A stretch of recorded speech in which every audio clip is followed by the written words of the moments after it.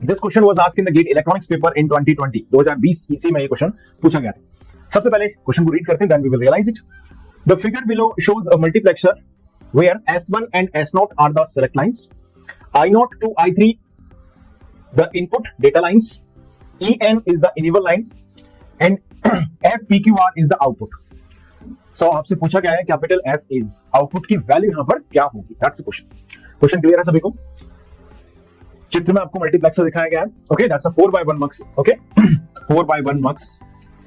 S1 S0 इसकी select line है जिन पर रिस्पेक्टिवली S1 पर अगर हम देखें तो P अप्लाइड है, S0 पर अगर हम देखें तो Q अप्लाइड है, ओके। और I0 से लेके I3 तक इनपुट डेटा लाइन है जिस पर रिस्पेक्टिवली I0 पर R है, I1 पर 0 है, I2 पर R है और I3 पर 1 है। और साथ में एक इनेबल पिन की भी बात यहां पर की गई है। इनेबल पिन यहां पर एक्टिव लो पिन है, आप देख सकते हैं यहां से बबल ये इंडिकेट करता है कि एक्टिव लो पिन है। किसी पिन के आगे जैसे यहां पर आप देखें इन पिन में कहीं भी बबल्स नहीं यूज किया गया है, मींस ये सब पिन कैसी है, एक्टिव हाई पिन है।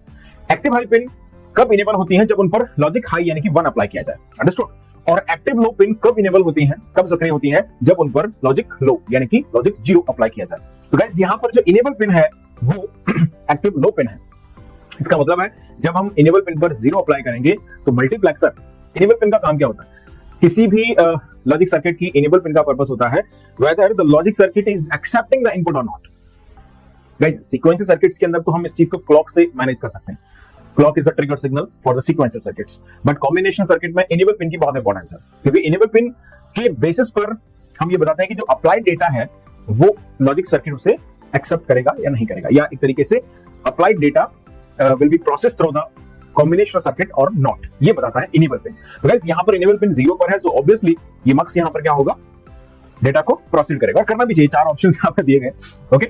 सो आपसे पूछा गया कैपिटल F की वैल्यू यहां पर क्या होगी। तो एज यूजुअल 4x1 मक्स मल्टीप्लेक्सर के अंदर जो लॉजिकल एक्सप्रेशन हम लिखते हैं आउटपुट के लिए वो लिखा जाता है सम ऑफ प्रोडक्ट फॉर्म में, एसओपी फॉर्म में, ओके। बहुत ही आसान सा क्वेश्चन मैं समझता हूं इसको, ओके। डायरेक्ट आपको मक्स का सर्किट देके ऐसे बहुत सारे क्वेश्चन हमने रेगुलर क्लासरूम में सॉल्व किए हुए हैं, तो आपको सीधा लॉजिक सर्किट यहां पर दिया गया है मक्स का, और आपसे सीधा यहां से 4 ऑप्शंस इसमें बेस्ड हैं, ओके। सो एक बार स्क्रीन को पॉज करें और फटाफट से इस क्वेश्चन को आप नोट करिएगा, ओके, नोटेड। चलिए अब एक बार आप इसे ट्राई कीजिएगा सभी लोग। जिन लोगों ने भी मक्स का कॉन्सेप्ट समझा हुआ है, सीखा हुआ है पहले से, उन सभी की जिम्मेदारी है कि आप इसके आंसर को फाइंड करें।